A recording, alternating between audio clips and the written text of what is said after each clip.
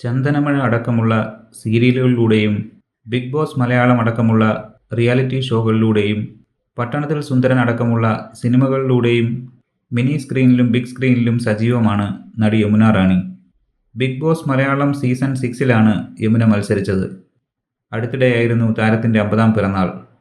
എന്നാൽ കഴിഞ്ഞ കുറച്ചു നാളുകളായി ഭർത്താവിനൊപ്പമുള്ള ഫോട്ടോകളൊന്നും നടി പങ്കുവെക്കാറില്ല.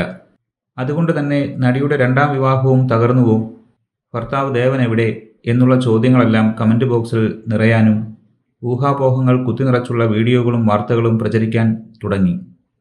ഇപ്പോഴിതാ എല്ലാത്തിനുമുള്ള ഉത്തരവുമായി എത്തിയിരിക്കുകയാണ് നടി. താരത്തിൻ്റെ വാക്കുകൾ ഇങ്ങനെയാണ്: ഞാൻ സോഷ്യൽ മീഡിയയിൽ എപ്പോഴും ആക്റ്റീവല്ല. ഞാൻ ചെയ്യുന്ന ജോലിയുടെ ഭാഗമായി ഇൻസ്റ്റാഗ്രാമിൽ നമ്മുടെ ഒരു പ്രസൻസ് എപ്പോഴും ഉണ്ടാകണമല്ലോ. അതുകൊണ്ടാണ് ഇടയ്ക്കിടെ പോസ്റ്റുകൾ ഇടുന്നത്. പിന്നെ ഫാമിലി ഫോട്ടോസ് ഞാൻ അധികം സോഷ്യൽ മീഡിയയിൽ ഇടാറില്ല. കുറച്ചുനാൾ ഫാമിലി ഫോട്ടോസ് ഇടാതിരുന്നപ്പോൾ സോഷ്യൽ മീഡിയയിൽ തന്നെ ന്യൂസ് വന്നു, നമ്മൾ ഡിവോഴ്സായി എന്ന്. ഞങ്ങളുടെ ഒരുമിച്ചുള്ള ഫോട്ടോസ് കാണാത്തതുകൊണ്ടാണത്. ദേവേട്ടനും മക്കൾക്കും സോഷ്യൽ മീഡിയയിൽ ഒരുപാട് എക്സ്പോസ്ഡ് ആകുന്നതിനോട് യോജിപ്പില്ല. സോഷ്യൽ മീഡിയയ്ക്ക് ഗുണവും ദോഷവും ഉണ്ട്. അതേക്കുറിച്ച് ഞാൻ ഇടയ്ക്കിടെ ചിന്തിക്കാറുണ്ട്. ഞങ്ങൾ ഡിവോഴ്സായെന്ന തരത്തിൽ വാർത്തകൾ അടുത്തിടെയായി പ്രചരിക്കുന്നുണ്ട്. അത് കണ്ടപ്പോൾ ഞാൻ കുറച്ചു കാലം ഫോട്ടോസ് ഇടാതായപ്പോൾ ആളുകൾ ഇത്തരത്തിൽ ചിന്തിച്ചു കൂട്ടിയല്ലോ എന്ന് കരുതി എന്നാണ് യമുന റാണി പറഞ്ഞത്. ഭർത്താവ് ദേവനും യമുനയ്ക്കൊപ്പം വീഡിയോയിലുണ്ടായിരുന്നു. സോഷ്യൽ മീഡിയയെക്കുറിച്ച് ദേവനും സംസാരിച്ചു. സോഷ്യൽ മീഡിയ കൊണ്ടുള്ള ഏറ്റവും വലിയ ഗുണം വിശാലമായ ലോകത്തിനെ കൈത്തടത്തിലേക്ക് ഒതുക്കിയെടുക്കാൻ പറ്റിയല്ലോ എന്നതാണ്. ലോകത്തെവിടെയുള്ള ഏത് കൾച്ചറും ഫുഡും എന്തിനെക്കുറിച്ചും ഏതിനെക്കുറിച്ചും ഇൻസ്റ്റൻ്റായി നമുക്കറിയാൻ പറ്റും. അതൊരു വലിയ കാര്യമാണ്. ഞാൻ പോലും പുസ്തകം വായിക്കുന്നതിന് പകരം വ്ളോഗും പോഡ്കാസ്റ്റും കണ്ടാണ് കാര്യങ്ങൾ പഠിക്കുന്നത്.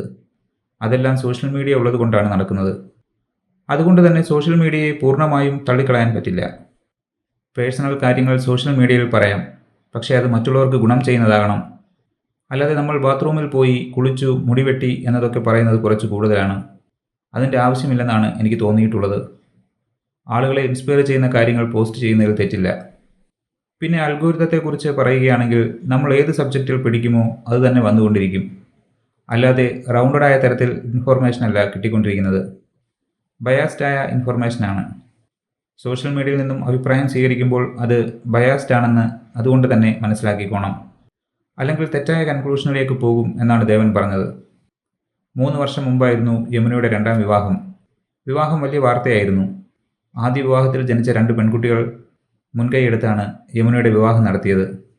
അമേരിക്കയിൽ സൈക്കോ തെറാപ്പിസ്റ്റായി ജോലി ചെയ്യുന്ന ദേവനാണ് യമുനയുടെ ഭർത്താവ്. മക്കൾ നിർബന്ധിച്ചതിനെ തുടർന്നാണ് 2ാം വിവാഹത്തിന് ഒരുങ്ങിയതെന്ന് നടി പറഞ്ഞിരുന്നു. യമുനയ്ക്ക് ഭർത്താവ് മാത്രമല്ല, അവരുടെ 2 പെൺമക്കൾക്കും അച്ഛൻ കൂടിയാണ് ഇന്ന് ദേവൻ.